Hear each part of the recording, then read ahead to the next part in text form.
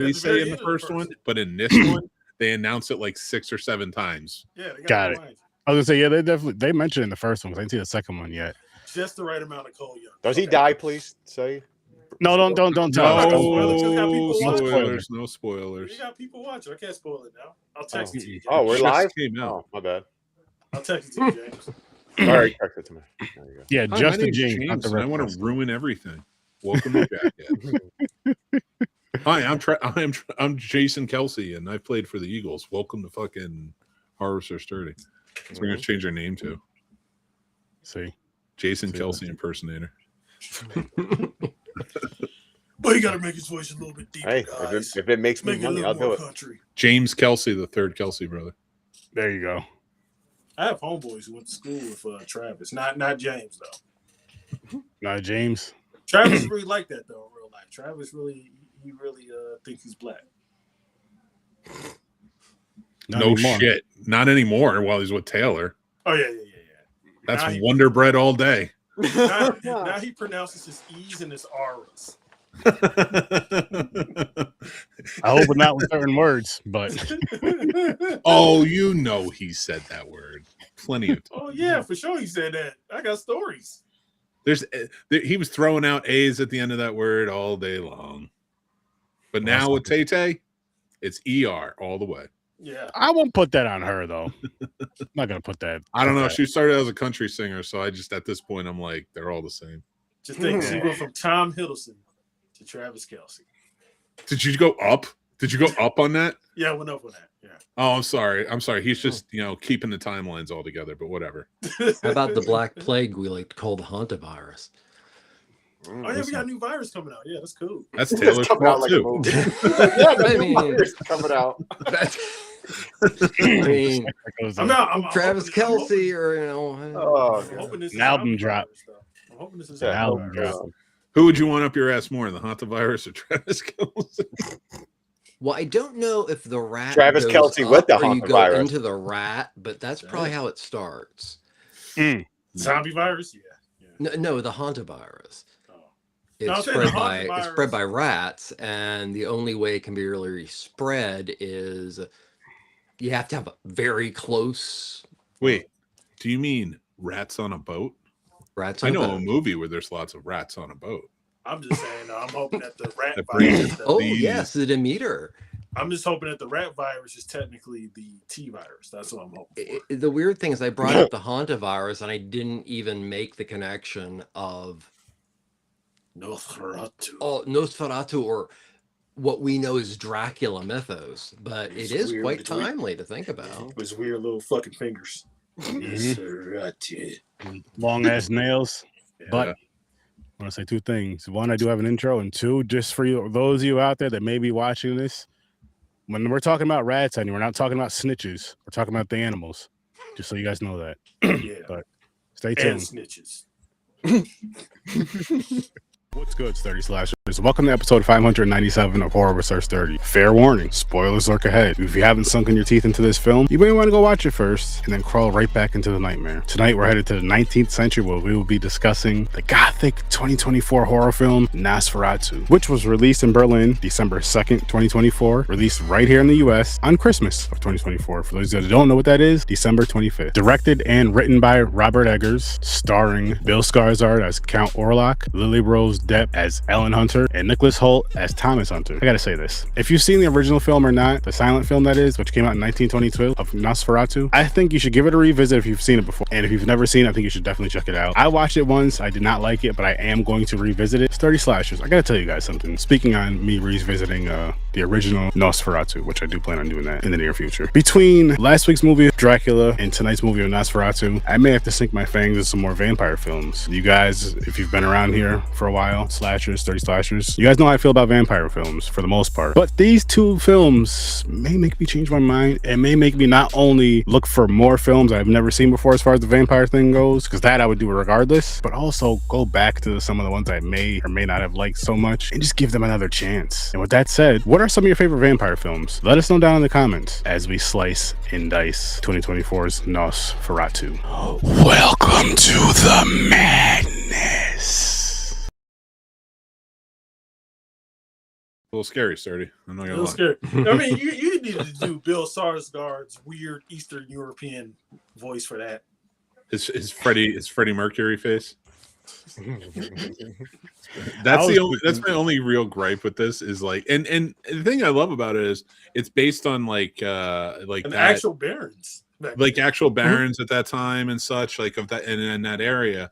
So the look is legit, but I think it was just taking me aback a little bit in this movie because I was like, wow, you know, you look like what's his name, Thrag from Invincible. But you know, not as imposing. But again, that's like my only issue with this whole movie. I think this is a fantastic movie. Second This best is like- vampire movie I've seen last year. Well, this is my second viewing, and Mick, I'll be honest. When I saw it the first time, I was in your camp. As of the biggest downfall was possibly how they portrayed Count Orlok, especially physically. But watching it a second time, I enjoyed the movie so much more, and it made a little bit more sense. Now, the blowjob mustache, whatever, I don't understand that one, but I mean that maybe that's a reference to 70s porn. I don't know. But overall, we didn't need somebody to try to be Max Shrek again. And we've got Willem Dafoe, who already played Max Shrek in a film. Oh, So yeah, Shadow the Vampire. yeah. So definitely, I think Eggers knew he had to do something different.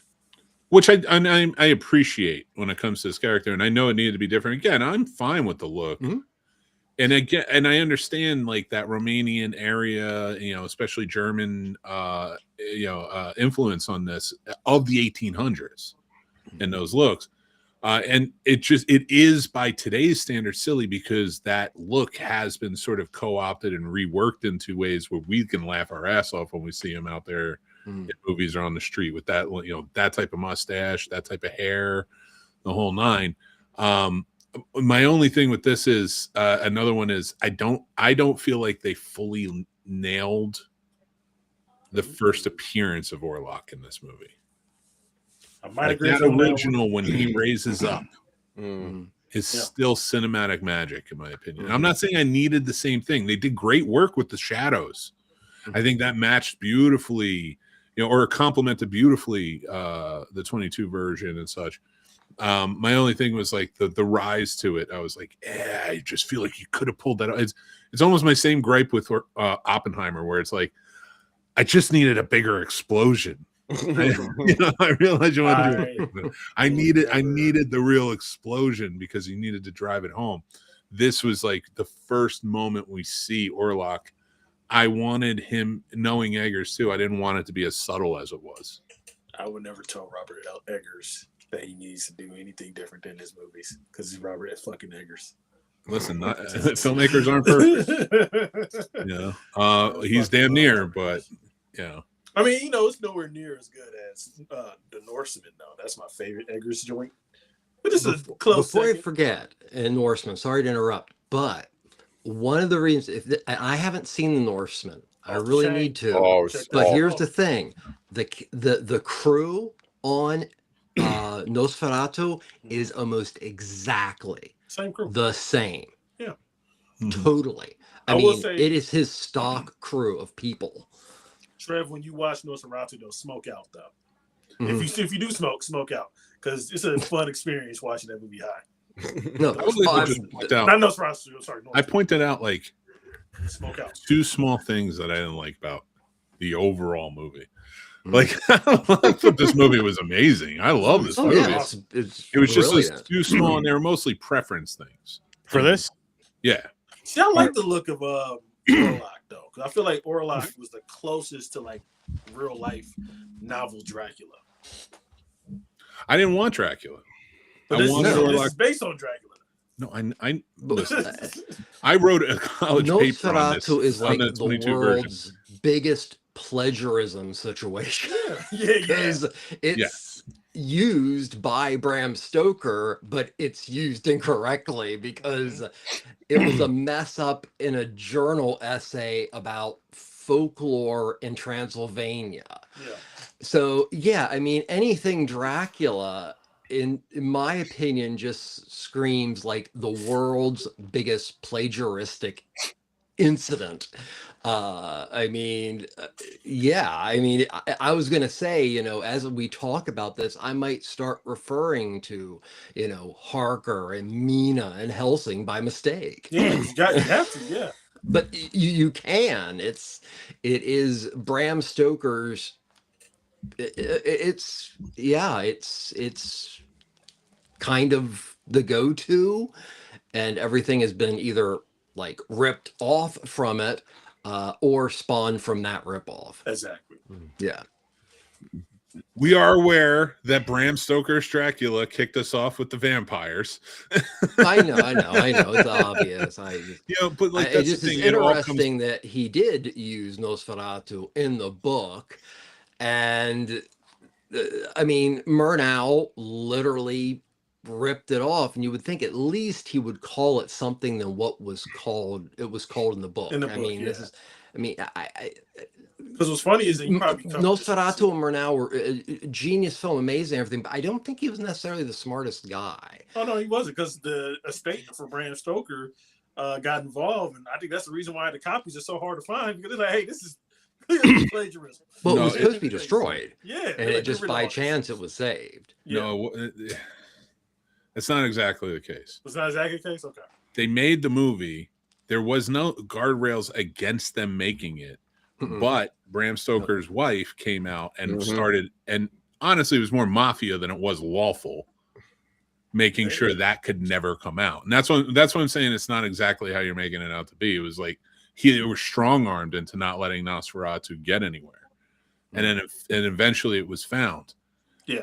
There's a lot in Nosferatu that isn't in the book that I think people who haven't actually read the book think are in the book. Oh no. Well, yeah, and that's a big problem, because the more and more I talk to people about the Dracula movies, because if you go to Dracula in 31, that's closer in common to Nosferatu than it is Bram Stoker's Dracula. Yeah. Yes. But every time I talk to somebody, it's like, yeah, well, this is about the book. If you read the book, you know it's not. Yeah. I didn't read it, so it's not. It was more of a copyright issue in which there really wasn't. There was no there was copyright muscle issue. put in, as you said. That's it, though. That was but it was a significant shit went down based on what would today pass as plagiarism. It was honestly it was a filmmaker in the early days of filmmaking, before all of that, who made an adaptation on a book, which was happening every day. Every movie we were getting were adaptations on books that were not paying rights to those books. They were adapting the books because it was the old west of filmmaking in the silent era. So by the time you got to that, the people with money, which was what's her name? What's her name? Something. Anne Rice. Yes. No, not Anne Rice. I can't remember his wife's name. But I think it's Anne Stoker. I think she had his last name. I think it was Anne Stoker. Yeah. There you go. So I'm looking it up. Hold on. She and then she went in with her muscle and her money and tried to have the movie completely devoid. Even though it was doing well and the book sales were up because of it. Damn, they got bread. They had bread like that she could do that shit. Dracula was a very popular book. Oh, extremely. And I get why she wanted to be so protective of it. But I also damn, he died young. He's only 64. Well, I mean, back then that wasn't back then. Yeah, I know. Get past 35. So, like, you watch this movie, and like the thing about this movie, it's not even particularly a great story. It's a silent movie. Dracula is a book I think everybody should read. It's not the greatest quintessential book of all time. It gets more love because of the movies these days than actual being a book. It's just a good book. Frankenstein's a better book. Man, I can't get Frankenstein. I fucking hate Frankenstein, dog. He's so emo in that fucking story. Sorry, this is Nosferatu. I've always loved the technological literary Gothic. So the technological aspects of the filmmaking in that 22 version were astounding and still inspired horror filmmaking to this day Which and 22? still inspire filmmakers to this day with those technical achievements. Which 22? Because now we got two 22s in memory. Well, what are you talking about? Which 20? You said 22. Which 22? 19. 1920. Oh, come on. You know, damn well it's come out no damn You know when that movie came out. Which 22? Hey, man, we got to. Oh, man. But let's dive into ratings, no reason, and then we'll dive into all the other stuff right after. But James, what did you give this? No, it's for about 2 from 2024. 7. 7. How about you, Mick? I'm gonna give this one for now a 9. All right, Pimper. Trevor? I'm also going to give it a 9. Whether it's fair to Eggers or not, but I'm really, really good. Sometimes doesn't go in the right direction. And I think that maybe this could be a top tier rating film, but let's just see how it ages in comparison to his other work and such. So I'll go 9. Johnny? Ocho. I think I'm about 8 right now. It's going between 7.5 and 8. Oh, so you liked it better than the first time? Who, me? Yeah. Didn't you say you didn't like it the first time you seen it? Oh, no. So I meant the silent film. When I said that, Yeah, from 1922, Oh, I didn't like the right. silent Okay, film. gotcha, I'm okay. that one again. No, this one I had a good time with. I think what happened for me though too, like I said in the intro, and I was like, between this movie and Dracula, makes me want to get like more into the vampire lore of films because I'm not really a big fan. I've been of trying to get you in vampire movies forever.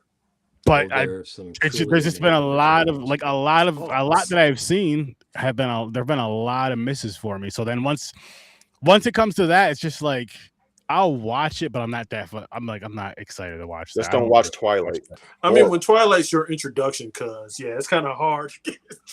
Yeah, Twinkling Vampires. Sturdy, if you like, I can curate you a small list of very distinct, very well-made vampire films that do not necessarily pull from the Bram Stoker source material. Honestly, I think you should probably go with movies that are unlike the Bram Stoker. Like you talking about like Ganja and Hess and fucking. No, he hated Hess Ganja sucks. and Hess. Oh, I hated that movie. What about I'm thinking more like Tony Scott's Scott's The Hunger or something. Yeah. Yeah, I mean, Thirst. Yep. Stuff like that. Which is there's a Korean and an Australian Thirst, which are both phenomenal vampire films. Johnny, I hate to break it to you. You know a lot about movies, but when it comes to me, if I'm like, which one is you don't want to watch a Dracula type movie? No, I'm not thinking about the movie you're thinking. which one is which one's the one with Susan Sarandon? She like showed her titties. The Hunger. Yeah, that one. Yeah. Yep. Mm-hmm. That's what I was going to suggest because that's one of my all-time favorite. That's my favorite Tony Scott Bowie was film. in that too, right? Yeah, Bowie and Catherine Deneuve. Once Bitten. Such a good movie. And Bauhaus opened the film with Bela Lugosi's Dead. Don't watch Once Bitten. There's one I'm thinking of that I want you to watch too. The Daughters. Shut up for 5 Daughters seconds. of Darkness. Daughters of Darkness. Yeah, beautiful film. And Vampire's Kiss. You should watch that too. You will love Vampire's Kiss. No, you would not. No, you won't. I highly doubt that, Johnny. Do not listen to him. I'm not. Daughters of Darkness is amazingly transgressive. Yeah. Amazing European stuff. Not transgender, transgressive. Transgressive, yes. Listen, I heard transgressive. But what I was gonna say too was like, so going back to last week's film and then going to this film, I do also enjoy and I think watching these two films made me enjoy them a little bit more, but I do enjoy them. But like a period piece film, it's just again, it has to be done right to the extent of if it's a slow burn, make it interesting, make it worth it. Don't just have a slow burn and talk and just be boring throughout the thing. Like that's all right. Don't watch Daughters of Darkness. But I think I can make you a Hammer Film Studios fan pretty easily. Oh, the Hammer joints off the chain. Christopher Lee. Yeah. Peter Cushing. Yeah, those shit's off the chain. Oh, Near Dark is good. Near Dark's off the chain. Dark I is. like that more than Lost Boys, which came out same. Yep. Yeah, I'm gonna have to. It's again these movies here. I'm just like, holy shit, vampire movies. Maybe they're not so bad after all. So Fright Night. let me go. Yeah, and, it's Also check classic. out- The original also- Fright Night is a classic. Also the check original, out not the Daybreakers, remake. too. Remake Show that- sucks. Check that out I as like well, the remake. Daybreakers. Daybreakers pretty is dope, too, so awesome. check that out. With William Dafoe, who's also Willem in Dafoe, and Nosferatu. and it was directed by somebody really wild. But Daybreakers is an underappreciated film. Yeah, Ethan Hawke. He in that Ethan joint. Hawke, and That's also another vampire movie because you need to watch Yes. Stone. Dusk Till Dawn. You can What's watch the shit Batman Dracula, the Andy Warhol film. I like you bring up the animated movie. They made an Oh, animated look. Batman Dracula as well. maybe I'll watch the Batman animated version of it, but I don't know about that live action shit. I'm good on. I'll pass on that one. No, it's Andy For Warhol. now. So it's art. You don't like Andy Warhol? What's wrong with you? It's not something I probably want to see him in. I don't know if I like him or not. well, but the, I the Oh, Paul what is Morrissey Batman? films are great themselves. I bet that's a line in a porno. Vampire porno. That Andy Warhol. I say is just off the watch chain? Waxwork and let it all go. What's that? Did I ever see Waxwork? Oh no. You should, if you haven't.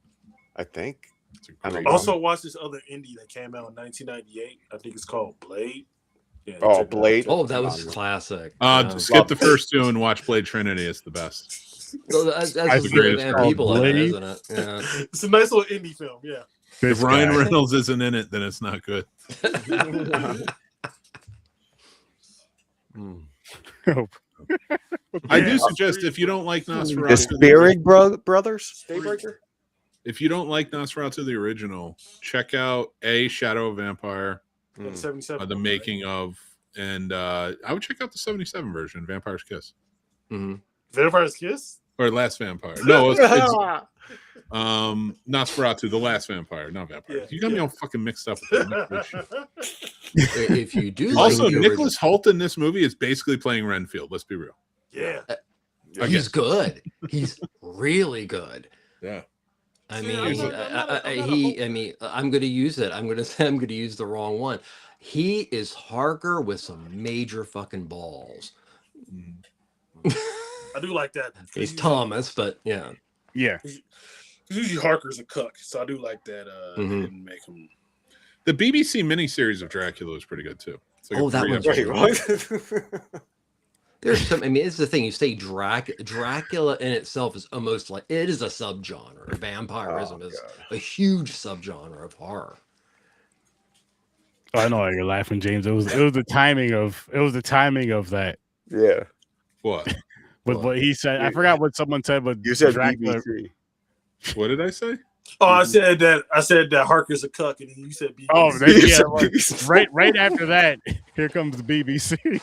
So that's what it was. James was like, wait, what?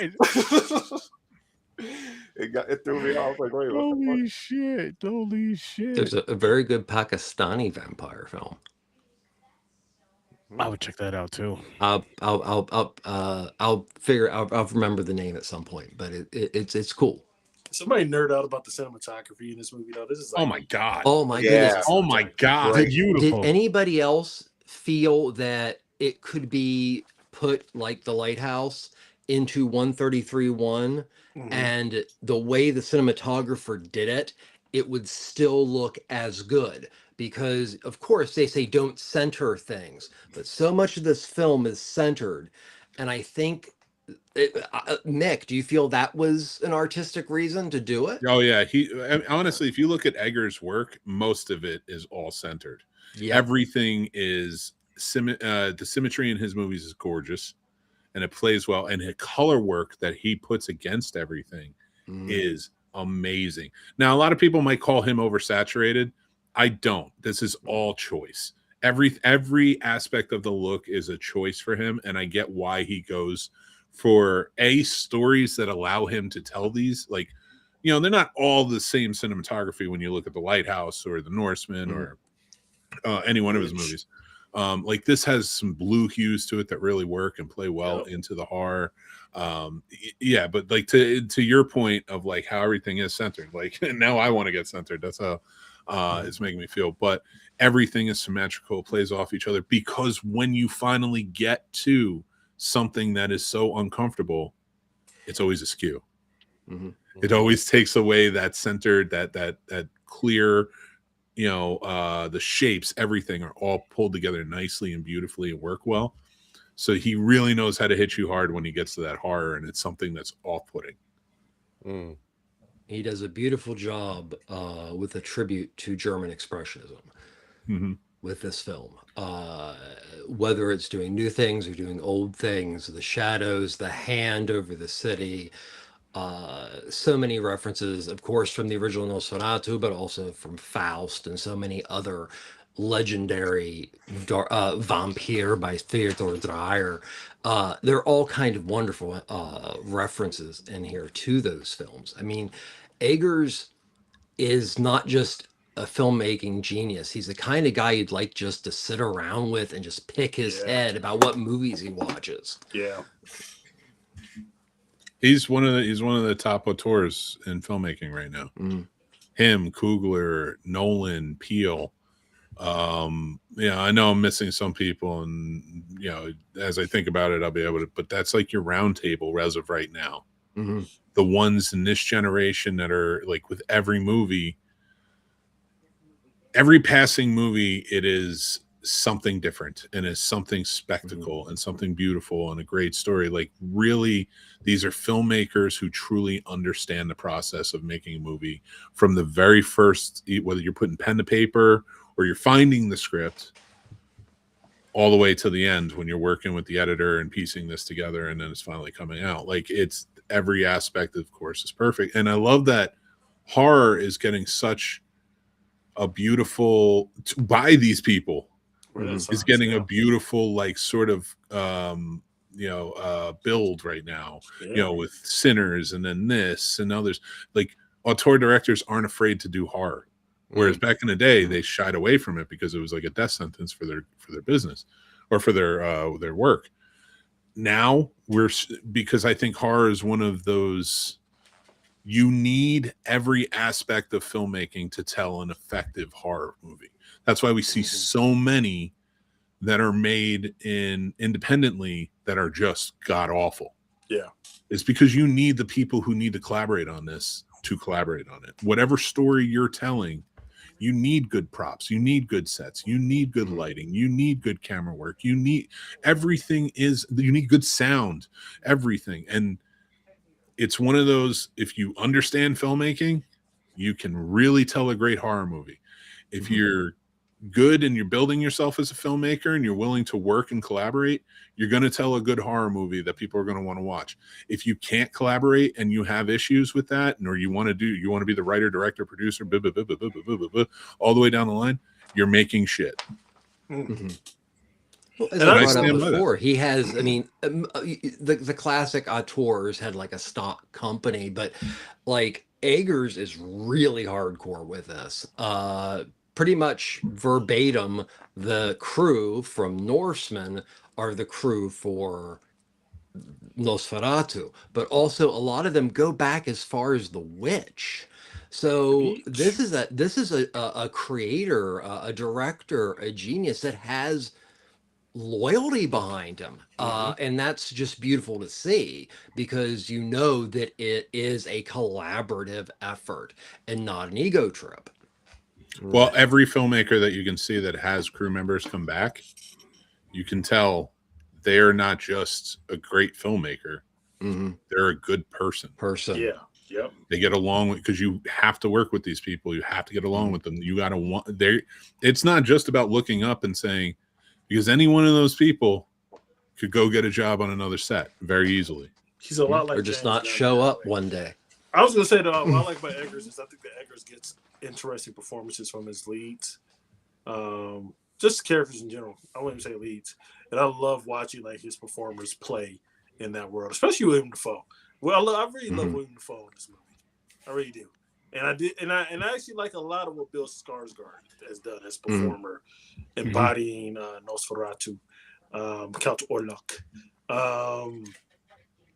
And Lily Rose Depp, who I was never really compelled by as a performer. She does a good job here. Yeah, she's pretty amazing in here. And she's more than that show, The Idol, which was fucking terrible. but she was pretty damn good in this one. I'm actually very impressed by her. Eggers is able to bring out amazing things in performers' faces. Yes.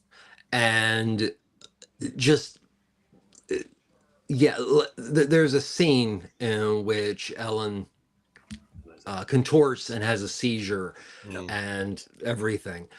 That was researched. That was something a director went through and explained. This is how this would perceivably happen if it was an episode of a seizure or this.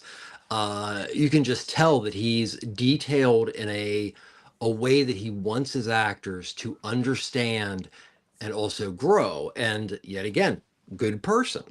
Yes. Mm-hmm. But I don't want to dislike his labyrinth, and I'm very scared. Oh, I'm worried about that one too. But because they're not going to do magic dance. Yeah, that's the best part of the movie. You, And a door knocker, the lion doors. Oh, so my baby crying hard. just, If I had to nitpick this, it's just like I don't mind slow burns. I love slow burns, man. Especially when it's But it, like you said pretty earlier, I think Aaron and Johnny, where it make you got to do it right. It has to build up to something. It can't just talk and get nowhere. You're like, the fuck. But they did a good job in this one. But it is a slow burn. Like that's I can see a lot of people going, "Oh, it's slow, it's boring, blah blah blah blah." But it's not. You're seeing the scenes, how everything, the music and everything going along with it. I'm like, this is good. And I I think didn't mind the original. It's silent film, yeah. I like dialogue. It was kind of, but I liked how it looked. Yeah, I do want to go back and revisit that one, but then on this one too, how you were saying like with the slow burn, how you enjoyed the story and stuff. What I want to add on to that as well is going back to the cinematography conversation. I feel like the cinematography was shot so well in this film is where it helps tell the story. Because if the cinematography was shit in this movie, especially because there's a lot of dark scenes, especially in those dark scenes where you're supposed to kind of see Count Orlok but not really see him. If that shit's done bad, that's gonna ruin that whole scene right there, which is gonna ruin the movie. It takes out that it takes out a lot of feeling from it, whether it's fear, whether it's passion, whether it's anger, whatever it is. It'll take that away because it's just like I can't see what's going on. I can't really feel what's going on with the story you're trying to tell with this shitty ass cinematography. And you can say the same about this script. Like this is one of those films where we say writing is very, very, very important, and this showed it. Now it may not.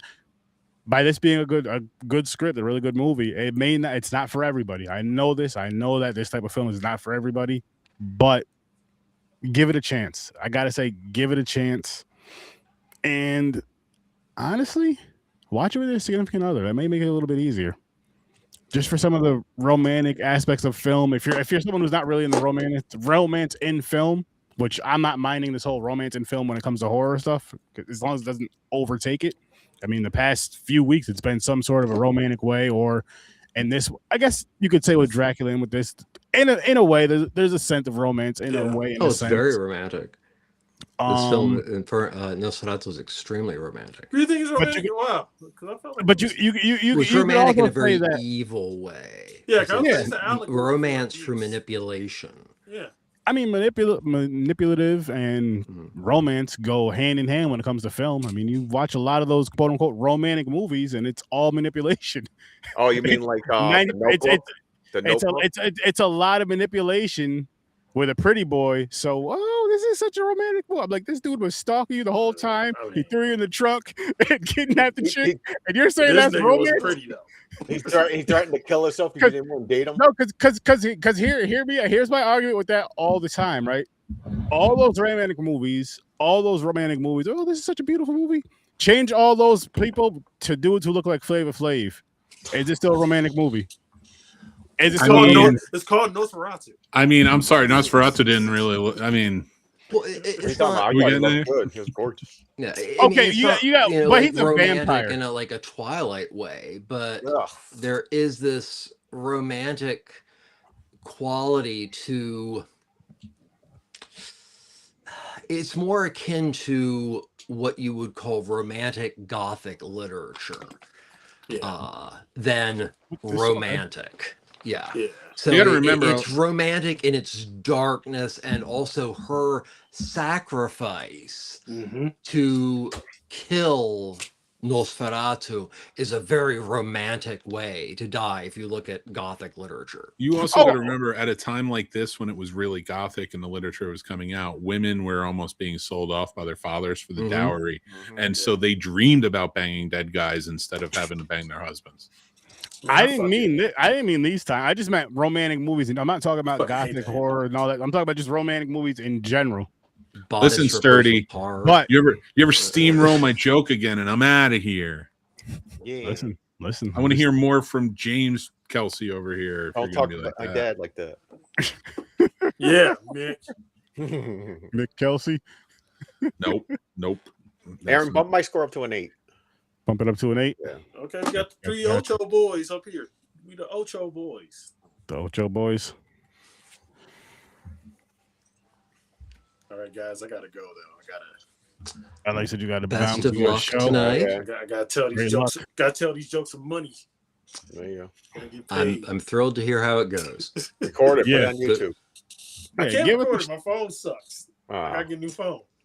You got to get some good friends. Listen, that's what I'm saying. Have them come in with the phones.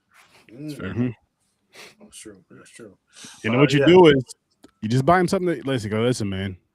I'm an up and coming comedian. I'll get you something to eat. I'll get you something to drink. One drink though, because you know how you got them friends. Yeah, Oh, one drink free limit. drinks. Yeah. Because then he ended up drunk and not recording anything. I got a few. Yeah. Mhm. I thought you. But- Few of those. But yeah, go make some people laugh though, cuz All right, I'm going, man. Take I'll care, be watching on the way. All right. See you, Peace. sir. Peace. Jimmy. Later. Mhm. So Nosferatu, Nosferatu. the stinkiest fucking vampire around. Mm-hmm.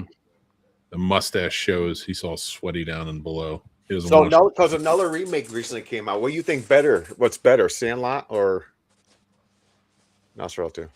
Sandlot or Nosferatu? So you mean Salem's Lot? Salem's Lot. That's it. My Okay, bad. Not Salem's Salem's. Lot. Wow. Very different movies. Yeah, Very, very Salem's Lot. My bad. Yeah. Because I like that one. Salem's Lot. It would have Salem's been. Lot, I think I would have um, enjoyed Sandlot a lot better with vampires. Me too. I think it would have been cool. They have to play the vampire baseball team at night. Listen. Fucking Collins. I want to talk more about this. You know how fun? Because I enjoyed the Sandlot movie, but a Halloween version of that would have been. Oh yeah, no. Hilarious. The one thing I love watching is undead children come out to play baseball Yeah, every night. That's gonna make for a really good fun time. it is. Hell yeah. Hey Or- kids, how or- did you or- get here? We No. died.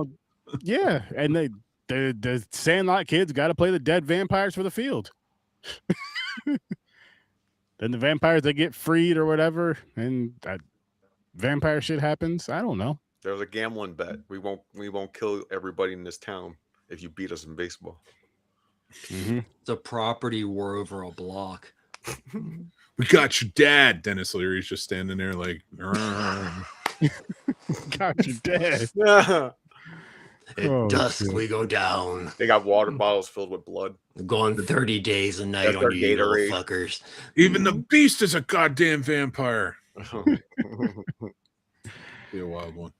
I'm gonna Oh. go Pacino on your face. No, that was De Niro. Sorry, De Niro. A lot of adaptation. Untouchables. How'd I mess that one up? She's got a fat vein. Wow. I don't even know where Al Pacino came from other than Trevor. Oh, Noah. either. So I went all in on Al But Pacino being I the, miscast. The I have now Untouchables with remade Robert De Niro. the Sandlot into half the Sandlot, half Bad News Bears with Al Pacino as the coach, who's a vampire. They're all vampires. So like this movie's already writing itself. Like Yeah, gold. I mean, Gold. And somehow we can make it into a universe that will involve Herbie the car. That's how they get there. That's how they. Yeah, exactly. Herbie's there. He's the umpire. Is it Herbie? And we do an AI Don Knotts. I think we can get the family. You keep to Don sign Knotts off out on of there. Don Knotts isn't allowed there. You get out of here, Don. No way. Lindsay Lohan's taking this one over. Herbie fully loaded. Herbie fully loaded meets the Bad News Vampires. To quote Captain Luke Picard, "Make it so." There you I'll go. watch it. I would definitely watch it. I'd watch worse. I don't know if I'd remember watching it, but I'd watch it. Oh my God, we have to play the Frankensteins this Friday night. Frankensteins? There's only one of them. So There's only one doctor. The other thing is the monsters, not even Frankenstein. Who in my mind will always be Peter Cushing. the Berryville Wolves are coming. Ah, it's a bunch of kid werewolves who are like, we're gonna knock it out of the park. See? Oh man. They're miniature gangsters. Listen, moderator, you better start moderating, or I'm gonna keep going. With No. this. I want to see this movie. I want to see this movie happen. Like the more I'm thinking about it, I'm like, I'm damn near almost surprised that this did not happen in the 90s. I'm telling you right now, what's going to happen is they're going to be playing the Montgomery Mummies. And what's going to happen is our craftiest vampire, his name is Hector, is going to take the baseball, Hector? tie it to the foot of the bandages on the pitcher. So when he throws the ball, there he goes. He's gone. Threw his whole bandages off. Jesus. Hijinks ensue. This is starting to sound like a Bowery Boys horror ripoff movie. Listen, It sounds fun to me. But they're Right. fun. Yeah. Yeah, I mean, kept Bela This is- Lugosi in money this for is a it. while. This is it right here. Everybody wants to watch Monster Baseball. That was Monster Baseball. Right, that's what you man. call it. Little Monster Monsters Baseball. League. Right. Little Monsters League. There you go. Monster Baseball. That sounds like a good cartoon from the 90s. Mhm. Little Monsters League. Yeah. It would be A lot. We got a lot of good and weird in the 90s that I'm proud of. I'm very proud of. Maybe the man I am today. The Gilman are going to have a father that's just kind of like he's divorced, father of three, comes in, supports the kids' team, and he's just pissed off all the time. Got a little beer gut. He's like, I used to swim down in the Caribbean. Now I'm here. Goddamn mother took all the goddamn money and my child support, alimony, all of it. I ain't got nothing left. The I movie just proceeds are envision the gone. Gilman as Boomhauer. Nope. Nope. Steve Gutenberg's getting a job in this. I don't know who he's going to be my announcer. Steve Gutenberg's going to be like, hey, you ever see Can't Stop the Music? I was in that movie. Oh, God. Would you have to have the dad who Wasn't lost Harvey Keitel everything in that too? Hey, have the guys, dad I who met lost Gregory everything Peck be the, once. be the baseball coach? Who? The dad who lost everything. The dad you're just talking about, the lonely guy. Goes to support Gilman? the kid's Yeah. team. Yeah, him. No, he's just one part of it. He should be the We're going coach. to get Vic Morrow back from the dead to lead the zombie team. So that's, we need him. Bad News Bear style. That's right. Yeah. Yelling at his kids. He's just That'd like, be shut funny. up, zombies, before I throw shit at you. And you're like, I'm gonna oh, watch man. this movie. Now you got to make it happen. he fucking verbally abuses them. You brainless fucking. That's what Vic Morrow did in Bad News Bears to his team. That's really he did. You're right. He did. He was Was an that, Billy, asshole. that was Billy Bob Thornton? In the remake. In the Billy remake. Bob Thornton played the Walter Matthau role in the remake. Okay. I forget who the Vic Morrow part was in the remake. Okay. Vic Morrow was the guy who died on Twilight Zone. Oh, So damn. he was a big enough star in his own right. Oh, he had yeah. to come up and such. So, Hmm. like when he was in the Twilight Zone, that was a get. They got like pretty a cool Star- European films for money. Yeah. Hmm. But yeah, no, I'm gonna make this happen. What other monsters should I throw in there? Do it. Mainly vampires and Are we sticking within the zombies. Universal horror Gorgons. thing? No, Is we it can stick with Gothic anything. horror We thing? can have little Jasons running around and shit. Mm. They all have hockey masks on. They're like, you can't Yeah. have the wrong sport, you stupid idiots. They're Medusa. like, we're gonna go for a swim. I want to They make turn the other team's a stone. remake of Reptilicus I don't know what and that make is. it worse. Right? You can't have the reptile people in my movie. We already have Gilman. We already have enough green. All right. Do I get some aliens? I'm gonna have some Jurassic Park dinosaurs in there. It's gonna be great. She's like, why are we playing dinosaurs from Jurassic Park? I don't know. Rabid Pokemon. Do not forget the rabid Pokemon. Mick makes this movie. Critters. He Critters. puts it at a Yes. film festival, and everybody's like, "What the fuck is this?" That's exactly what critters are. Damn. They're Pokemon before it was cool. Yeah. They're the Pokemon that try to catch you. Try to catch you and do what? Oh, There's your clip for the week, Sturdy. exactly. Catch them all. Catch them all. What's next week? Are we spinning the wheel yet? Or We're getting there. I'm looking up this freaking Reptilicus movie. Oh, it's a Dutch kaiju film that is one of the worst kaiju films ever made. Aw. There are some pretty bad ones. I have to see it. I love it. I remember it being on television nonstop, but it's bad. It's not the movie where it's a giant salamander, right? Kind of like a giant salamander, and it spits like green slime. I think I've seen that. Oh, it's so horrible. It is. I gotta see it. I might have seen that. Around the same time, Gorgo is like one of the best kaiju movies. People have not seen it out of Britain. That's yeah, that sounds interesting. I'm not gonna lie. I've been in a mood watching like. I want to watch. Like I was thinking about watching Godzilla -1 again and shit. With all the talk about the new one, yeah, it got me going. I was like, damn, I want to start watching Godzilla again. Even the fucking Godzilla and Kong shit. It's entertaining. Yeah, you should. I suggest people watch those. They're fun. Yeah. I want to watch that one again. I will say this: with the way things are going, I'm kind of excited to see him fuck up New York. Facts. And I'm really curious what they're going to do with Shin Godzilla 2. He's gonna be Definitely, tower. He's gonna tower over the fucking Statue of Liberty. You know they're gonna have a scene him walking next to the fucking thing. Like I said on another show, he steps on the White House. Yeah. And it just happens to be a ballroom of gold. Or he could just Godzilla stepping on the White House right now. He could just do one ultimate blast statement. Just like in the -0, fucking end everything. Take New York City out. Oh, that one was so good. I honestly, I think it's the best Godzilla movie, in my opinion, so far. I like that one so much. It was like more. It was like kind of like I think, of course, a horror type. I think Godzilla movies are always gonna get better. Yeah, because you have so much to fall back and look on to make a better movie. Was it 50 years? The technical jump just from Shin to -1 and just Shin in general. I mean, there's Godzilla that is coming out of Japan right now is a growing organism. The US Godzilla, you don't get that feeling. It's like because Toho wants to build its own universe, and I'm excited because I think we're going to see a lot of things revisited and given a certain reverence nobody ever thought it was going to be given.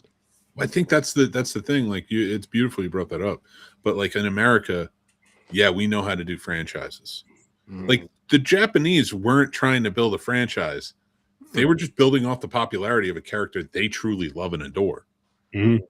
We are just trying to build, like, yes, there are fans who love and adore this stuff, but the people building it don't have the same affinity for like Marvel, DC, those characters, those franchises they're building. They're actively trying to build a franchise, not make the best movie.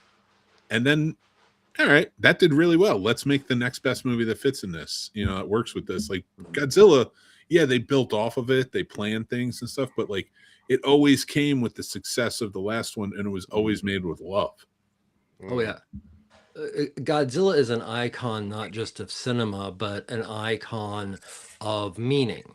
You almost can't think of Hiroshima and Nagasaki and not think about the allegory that is Godzilla. So it is important for Toho to respect and maintain its legacy, where the US, it's like, dude, instead of just a hand, let's put King Kong in an all mecha suit. It's a different thing, but they're King both Kong, Iron entertaining. Man. It's just Iron Man Japan's fucking- got more in the line artistically. Agreed. Yeah. Now Godzilla, Japan made it. It's basically well, I don't know if Japan how they put it, but isn't Godzilla like basically balance, keeping balance on the earth? No, that's the monster. That's the monster verse. The Oh, American okay. version's reasoning.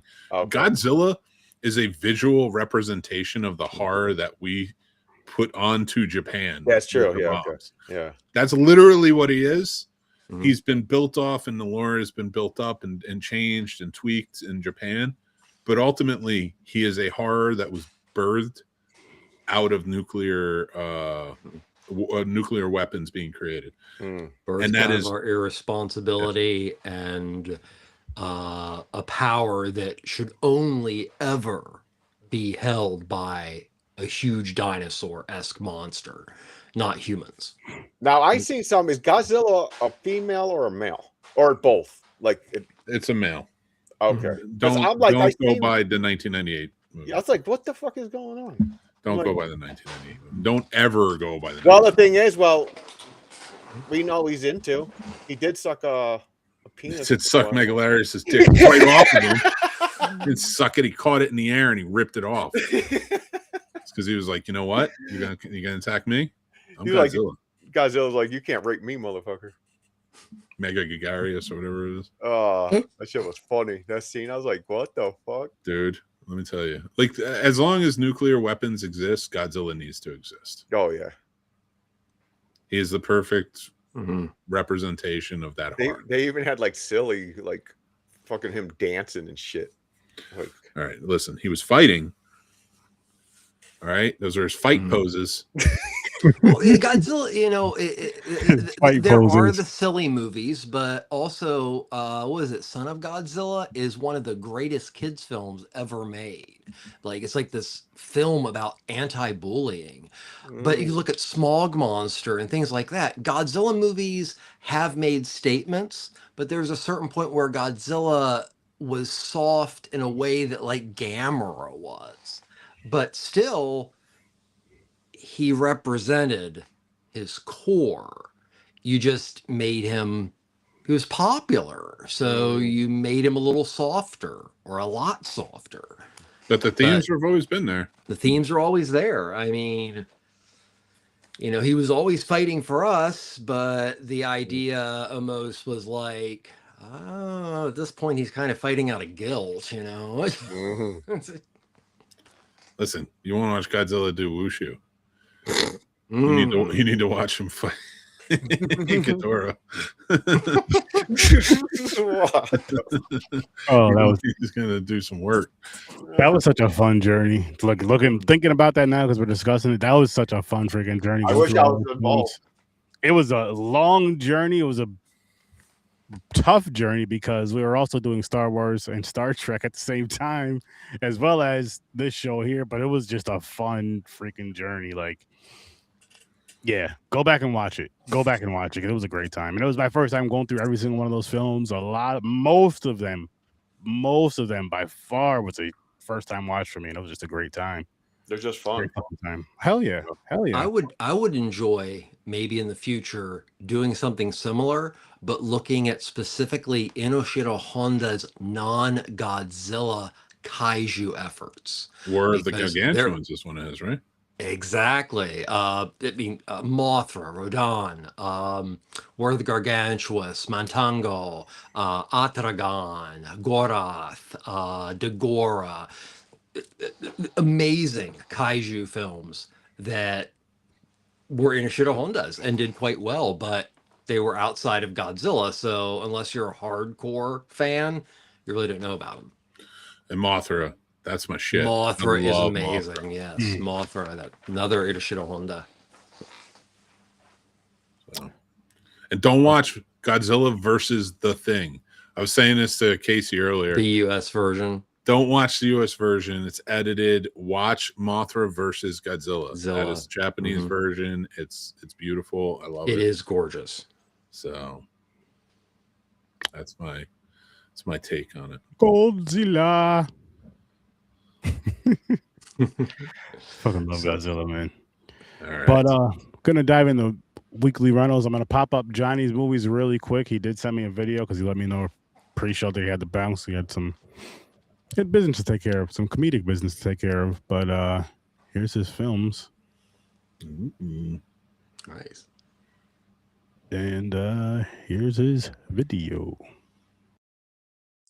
Okay, so we're going to start with The Boys. The Boys, just like Daredevil Born Again, has been on a heater with its allegory in our real political world. It is a very good show. Still gross, still disgusting,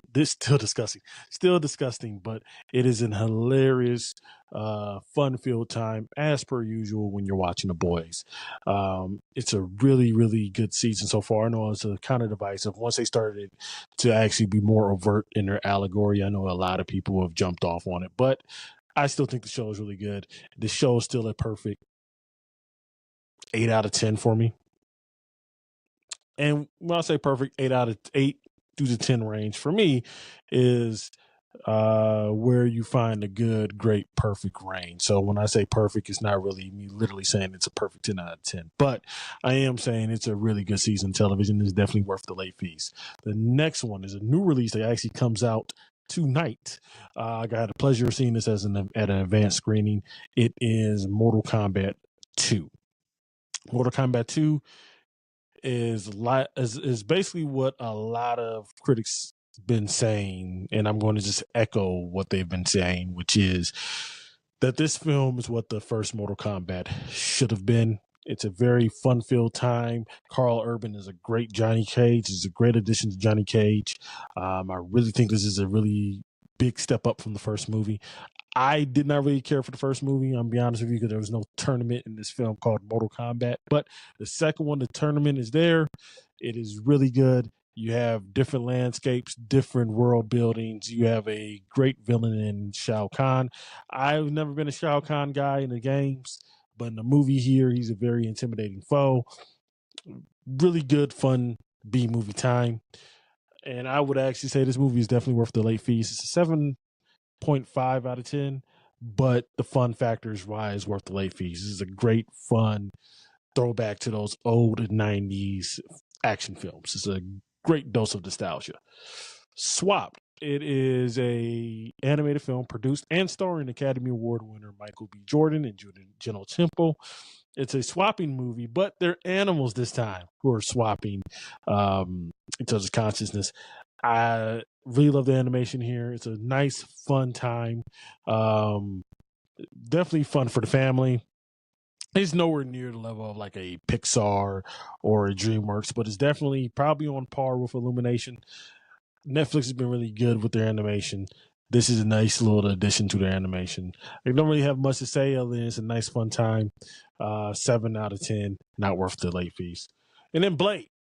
It's a classic. Need I say more? Since we're talking about Nosferatu on here, and this is our second vampire movie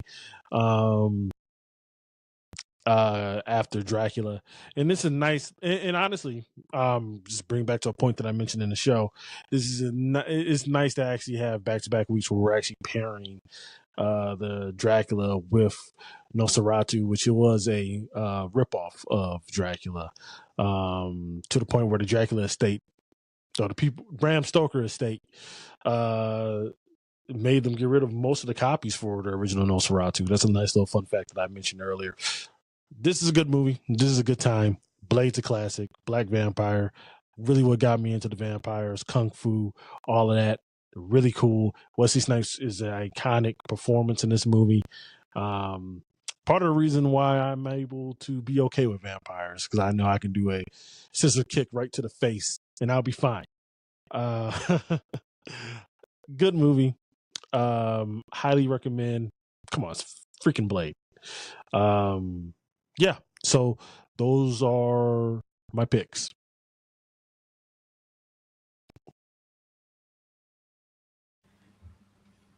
Yay! Very cool. I think James lost connection, so Trevor, good sir, I got you coming up next. Cool. Oh, where to begin? let's leave Nosferatu for Venice for last. Uh, I haven't been on for a few weeks, so I've seen a lot of movies, but these are a few that really stood out. The first is called The Revenge of Frankenstein from 1958. It's a direct sequel to the immensely successful Curse of Frankenstein by Hammer Studios.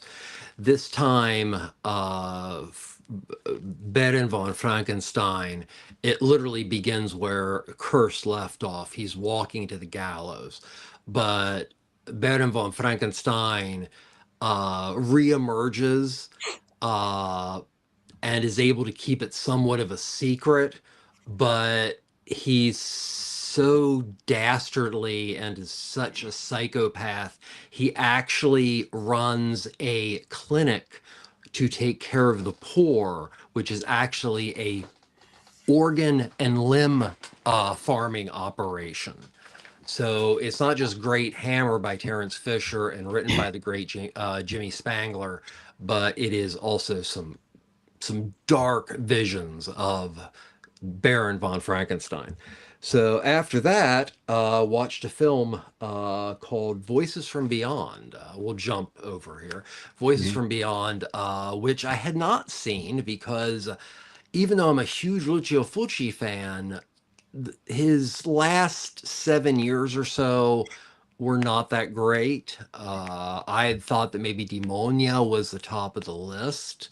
But this film, which was his second to last film, gave him a 4-week shooting schedule, which was rare. It was also based on a short story that he had written for an Italian periodical when he was much younger. This film, if you're a fan of Lucio Fulci, it does have a lot of the Fulcidom that we loved from the core Fulci films. And it also has a very crimmy Mario Bava, Agatha Christie feel. I'm not even going into the plot because the plot is so fucking complicated, but it's the swan song for Fulci. So if you're a Fulci fan, Voices from Beyond is worth your time. Now let's talk about Faces of Death. Watching the new 4K edition of, yeah, I know it's and package for Faces of Death has been interesting because I remember when they were popular and I remember the knockoffs. But even though he died in 2019, the director, Alan Swartz, I believe, recorded several commentaries. And it was interesting because he started off in nature films, ended up being hired by somebody who was being paid by the Japanese to create a Mondo film. And part of the reason why he took it was he needed money because his mother was in the hospital with cancer. So this whole time that he's making this film, he's also dealing with that and also went through scene by scene. There is no animal that was purposely killed or anything. All the stuff is stock footage that was produced. And he stayed with the series because he wanted it to be as... He was influenced by Mondo Cane, and Traces of Death and things like that started getting really, really violent, where there's a lot of references in the original Faces of Death that are like, and now you think it's weird to be a vegetarian, and it holds up very well in the Mondo catalog. So in short, it was a much more interesting view than I ever thought it would be. And I'll finish up this week with a truly horrible film that is monumentally bad. It's from 1989. It stars Klaus Kinski. His second role as Nosferatu, as Klaus Kinski played Nosferatu for Herzog back in 1979 in an unbelievably wonderful adaptation. This time it is for the director Augusto Caminito, and he only made 2 films. This was his last. It also features call-in performances by Christopher Plummer, and we all know Christopher Plummer takes any job. There's also call-in from Klaus Kinski, and there's also a call-in from Donald Pleasance. I don't know exactly how to explain this film, as it does try to stick to the Nosferatu concept, the Dracula concept, but I don't know what fucking time period it's supposed to take place in. Its flashbacks don't look anything like flashbacks. It's like you put people in period clothing, but everything around them is modern.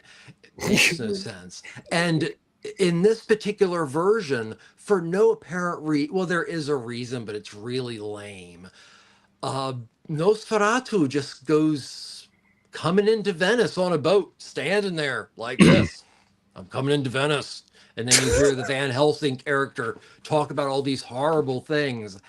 And it is, and also the Nosferatu of this Kinski version is like in heat all the time. And I sent Sturdy a clip from this film.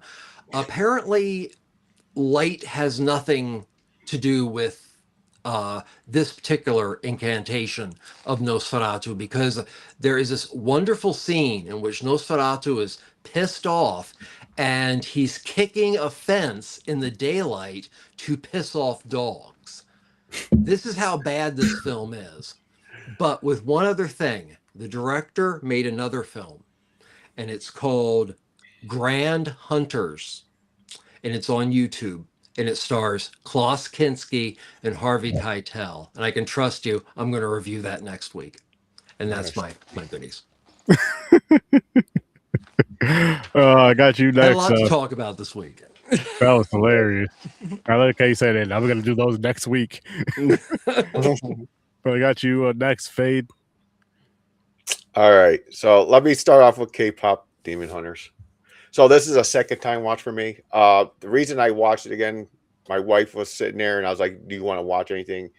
And she really loves K-pop Demon Hunters. So I was like, okay, yeah, I'll find it. It's good. It is a fun. It's fun. Movie. Yeah. It's a fun movie. That song Golden, that took off like fucking like Frozen song.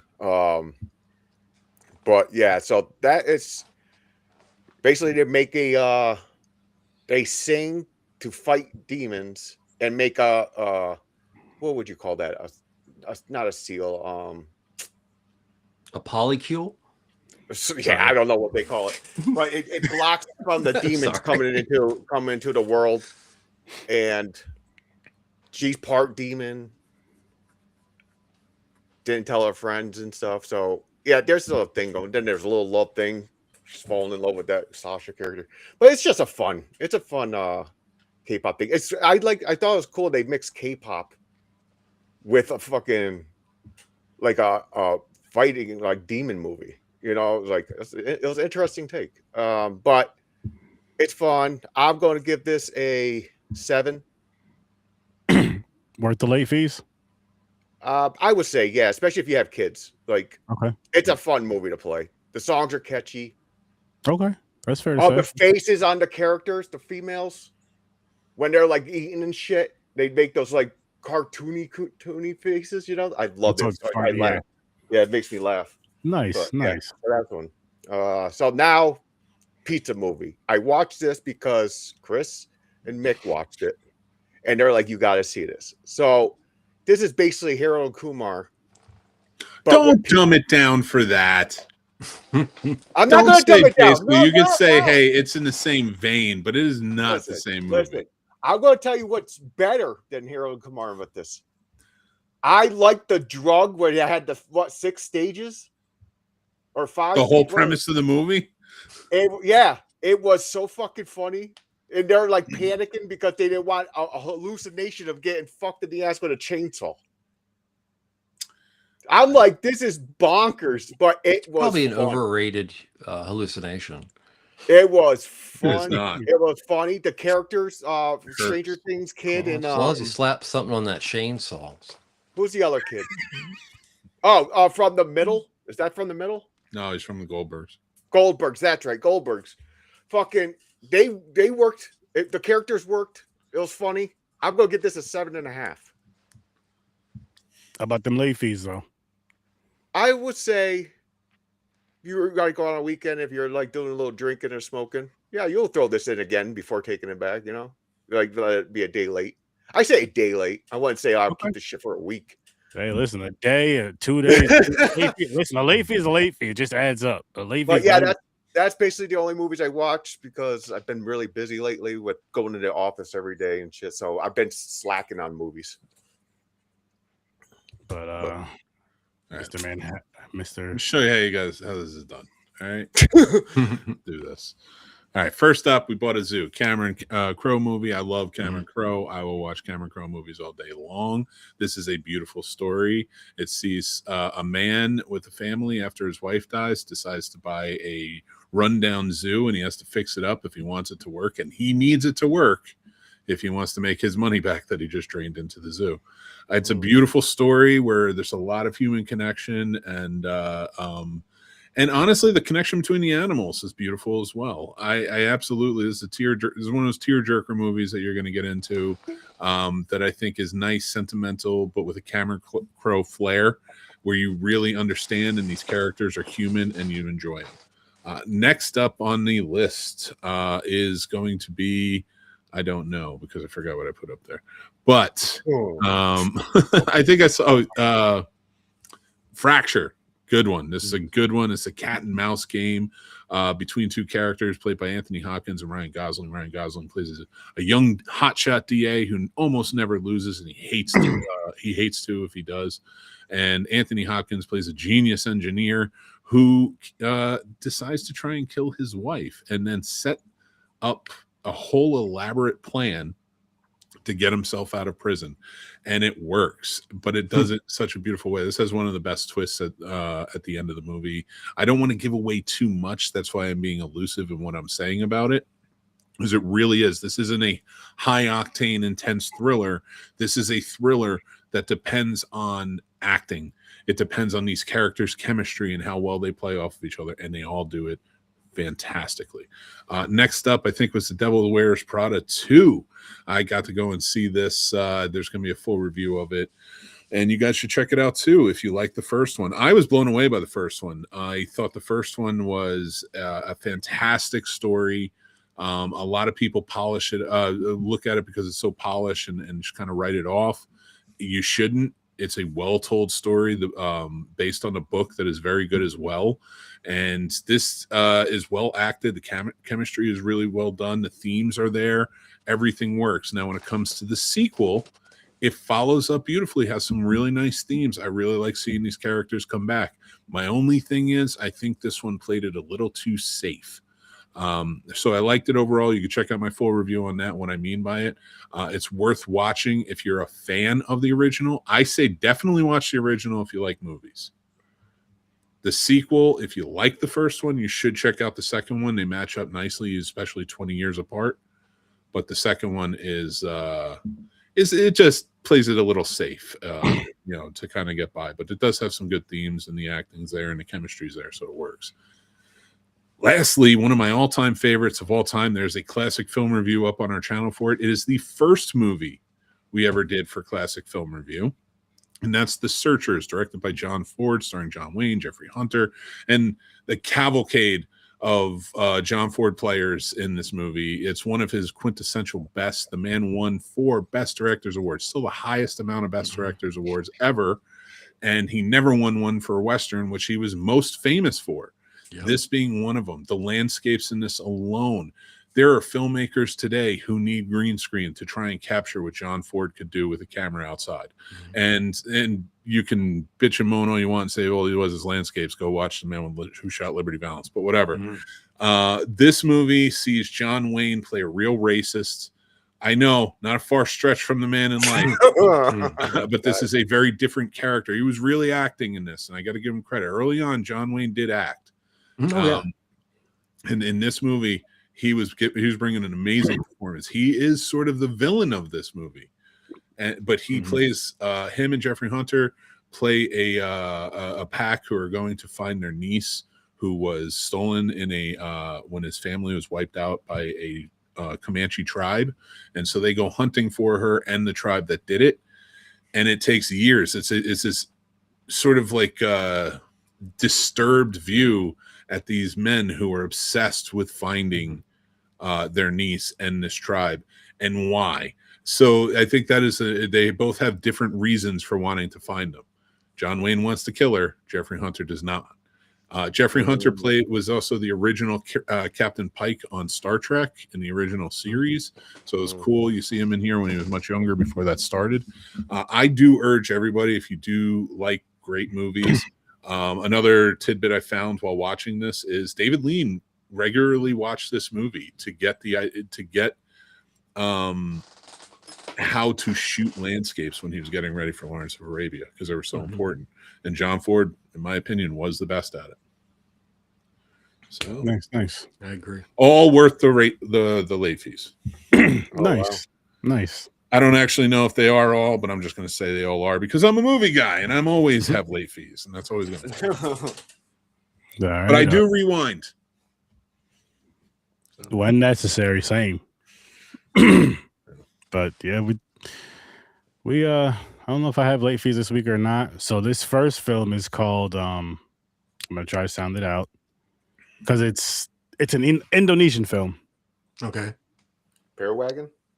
I don't know if that's how it's we'll call it that. Pear wagon. I don't know if that's what it's called or not.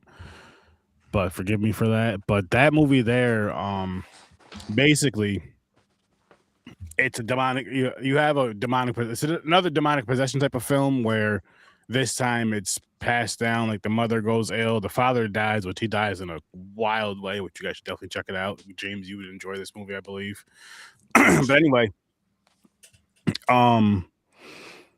like this, the reason why the curses on this family, these demonic curses on this family, the demons after this family, is because the grandfather of the family pretty much sold his soul for riches, so his family could be rich, this, that, and the third, and eventually that shit catches up. And there's actually a lot of cool twists and turns. I don't want to spoil this movie for anybody until you guys go watch it. It'd be different if we were reviewing it on I here. might have seen this. But I believe I watched it over on AMC Plus, and it was a good movie.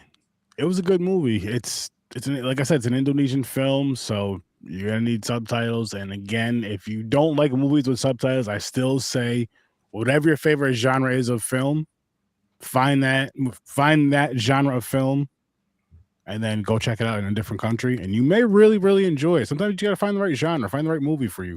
It's not just because it's in foreign, not just because it's in another language you have to read. It's just because it's not something you're not really into.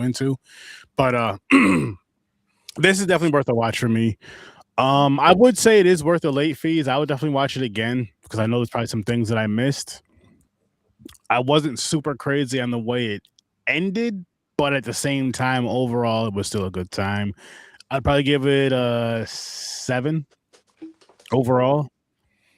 And then what did I do? I did look up the phrase. You want me to? It's Parawagan. Parawagan. Parawagan. Appreciate it. No problem. And then back to 1999. I had to do it. Spider-Man Unlimited. I actually started last night, and I watched a few more episodes today. I got about maybe 4 or 5 episodes in. It's only one season, 15 episodes. I remember back in the day watching this, and I remember being so freaking excited watching this shit, like, and then being so mad when it got canceled. When it was, I'm like, why? That was such a great card. It was so cool. It was so awesome. It's had the third. Watching it as an adult, watching it as like a grown adult 40-year-old who understands just anything, just understands life better, but understands as far as, you know, film better, shows better, all that kind of stuff. I understand a hell of a lot better. Storytelling better. It's not that good. It's not like, I don't regret watching it. I am gonna watch it, and I would possibly watch it again, maybe one more time. But it's not like it's not something you want to rush back to. But I think the way shows were looking, especially like animated shows, cartoons and stuff like that, we're looking back in 99. Spider-Man was getting into that look of you know like when there's that popular look of, and it goes all through movies, shows, cartoons, and everything. There's that popular look of something for a certain era. It could be for a couple of years, whatever. Kind of the Eon Flux look. Yeah, everything was tech noir. Yes. And I mean, we basically have it with fucking Batman Forever with some of it, or maybe evolving from what that was because it came out. Wait, whatever year that came out, I can't remember now. But with the neon shit and all that weird, we're gonna get to that Saturday. But that, like, they had that in this, and it just. He's on another Earth, which doesn't bother me, but it just still doesn't feel right, and it doesn't feel it feels Spider-Man-y still because he's still silly, still has his jokes, but it's just that weird. I think it may be more the visuals than anything that's getting me out of it. I don't know. Maybe it's a story too. There's a lot happening too. Like a lot of Yeah. scenes are like walking. It's all over the place. It's crazy. I don't even care about the flying vehicles. That reminds me of Star Wars. That doesn't bother me one bit. But it's just, it's weird because again, it's that weird 99, early 2000s kind of, like you were just saying, what you were saying, like that kind of look. And that shit didn't carry over. At least not for Spider-Man. Not for Spider-Man Unlimited. Not for me. In my opinion, it did not carry over. But what I will say though is, if I was watching it on a TV on that kind of work when it came out, and that kind of what's the word I'm looking for, Mick? Like when it came out, that look, the technology was when it came out. If I had a TV that had that and can play that, maybe it'd be more enjoyable because it would look better on that TV. But that type of TV was heavy as fuck, and I'm glad they don't exist anymore. Yeah. Yep. Very true. Very, very true. Too much resolution is not forgiving. But I think people forget that, and there are certain things that should not be in 2 or 4K. I don't know. It just gave me that vibe, and again, it could just because of the era that we were in, the era we were living in, the age I was, and the time it was. Because maybe I would have liked it at my age now if I was at this age back in '99. But again, with the way everything looked then, it wouldn't have been as bad as, you know what I mean, this many years later. 27 years later? But yeah, it's a fun watch. Mick, I would say if anything, maybe check it out with your kids. They might like it. I gotta retire things. If I'm watching any Spider-Man series, 1994. Yeah, it's gonna be the animated series. I'm excited for Spider Noir. Yeah, well, no, but like that's newer. What I mean is like if I'm going back and looking at any series, like I am picking and choosing what my kids are watching from back in the day. Like if they want to go back and watch the Spider-Man series, go for it. I won't tell you no, but like if they're asking me, like right now, I'm very close to getting Jack to watch the Batman and the animated series, which is the quintessential, in my opinion, in terms of animated series. Yeah, it is perfect in my opinion. And I cannot wait. And like it was so hard to push because it's like, it's from when you were a kid, it's not gonna be as good. And I'm like, it still holds up. But watching these Batman movies with him now and these Superman movies, he's like, I want to check that out. So like I want to just open the door at that point and then just be like, go. Hopefully he takes to it, but I think he will. I mean, it may take a second watch for him, maybe, but I think he will, because what that cartoon did that I feel was so well is in a weird way, Batman was the ultimate family show. Yeah, he does like the Batman Forever Batmobile though, so I kind of hate him right now. Well, he doesn't know any, but he's don't really hate him. I know that. I'm still always gonna stick up for the J man. Make you think he'll be into Batman Beyond? Yeah, eventually but I think he needs Batman in an animated series. So because that's Superman the animated series. That's the Justice League Unlimited. And it opened up a door to a lot of amazing and I mean animated movies. It turns it into, I mean, if you just going back to the Batman the animated series, and also from that you can go to Batman Beyond after that if you want to, because the series literally goes, I mean, not verbatim like that, but it goes right to that. And then you have the end of the Batman the animated series, or not Batman the animated series, Justice League is that Batman episode with Batman Beyond. That's the last episode of that series. My kids were raised a little bit of a different Batman because the 60s show, Burt Ward and Adam West, was a go-to if we couldn't figure out what to watch. So we watched a lot of that. That's still to this day my favorite outside of the comic book version of Batman. I know it's stupid fun, but it did play a huge role in my childhood, and it played a pretty significant role in my kids. So that's the one that I have the most fun revisiting. We've watched it, and like he likes it. Like I like it too. Like the 60s Batman is a really fun introduction to Batman in a lot of ways. And you know, we just he remembered too as we were watching the 66 Batman movies, like, yeah, I remember this from the show. And then, you know, because we had seen some episodes. I think it's imperative though, if you want your kids to get into comic books, maybe they're not in yet. Like some kids are easy. You give them a comic book, they read it, and then they're attached.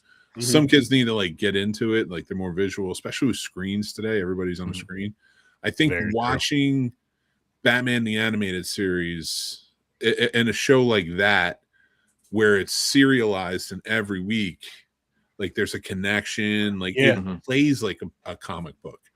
And to me, I feel like that kind of opens up that door. And it's not just that series, but a lot of those in the 80s, 90s, like they started to kind of follow more of a comic book sort of format. I do want to say more reverence for the subject material at that point. You could get away with before that. It was like, oh, just comic book crap. Oh my God, Superman man made that much money.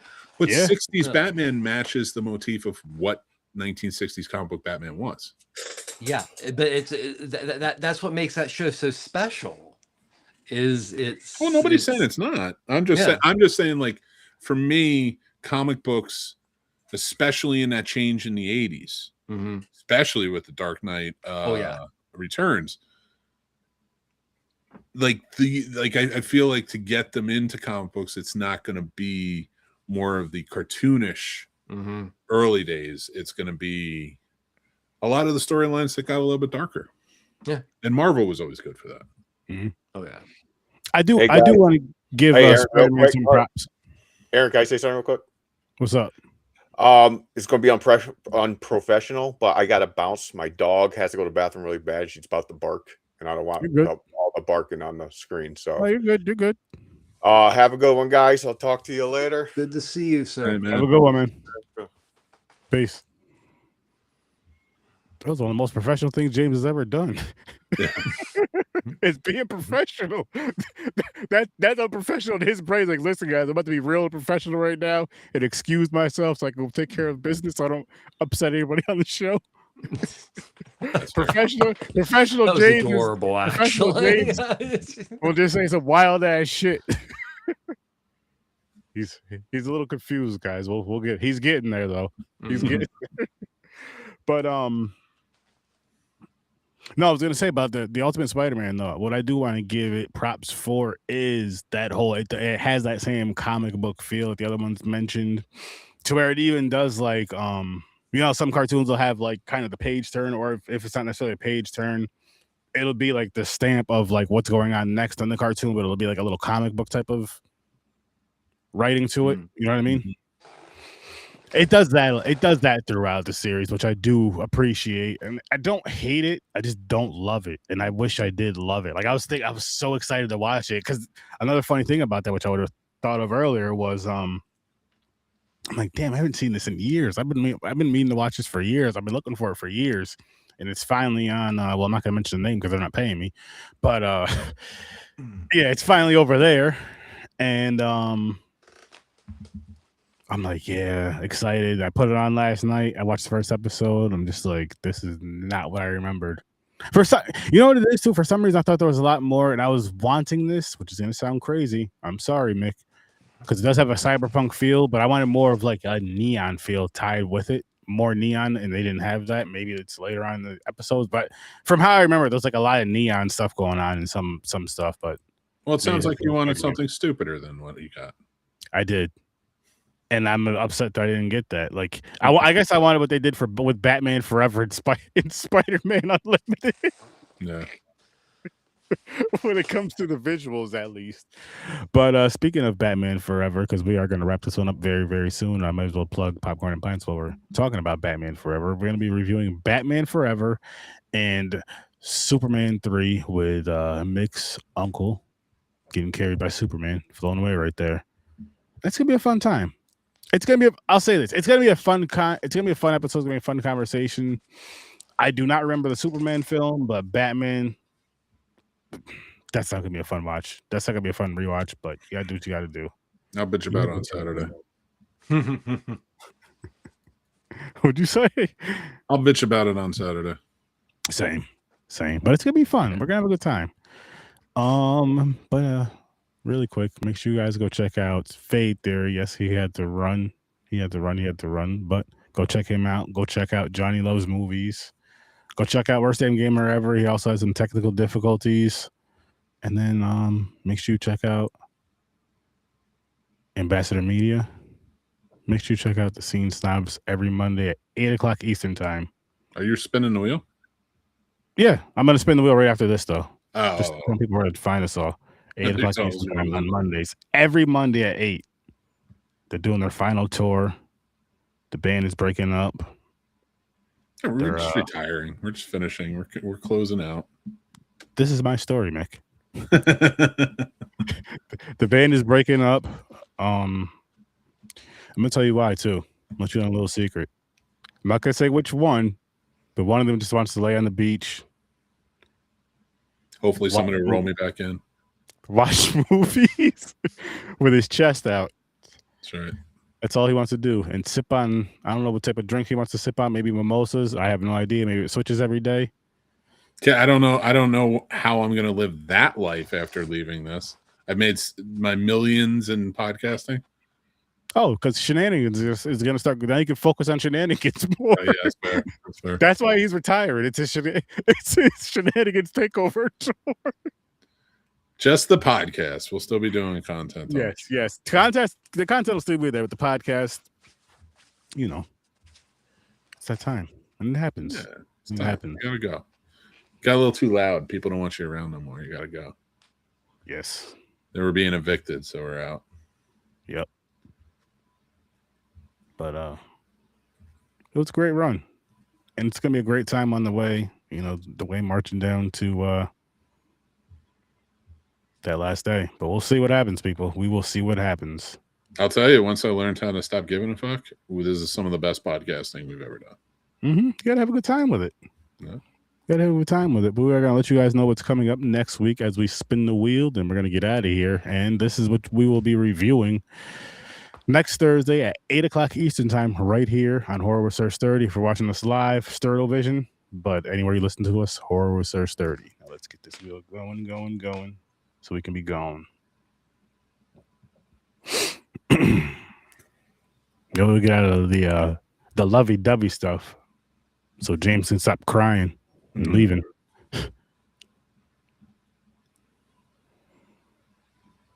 Let's see what we got. Oh no, it was close though. Is this Dangerous Animals, Mick? Is this Dangerous Animals? I don't know. I can't tell so far. You have 20/20 vision. I'm wearing glasses. That's just to look cool. The ugly stepsister. I've been wanting to see this. I know nothing about this. I wanted to see this, so Sturdy's happy about that one. The ugly stepsister. That's gonna be a fun time. It's gonna be a good watch. I hope. But it is gonna be a fun time.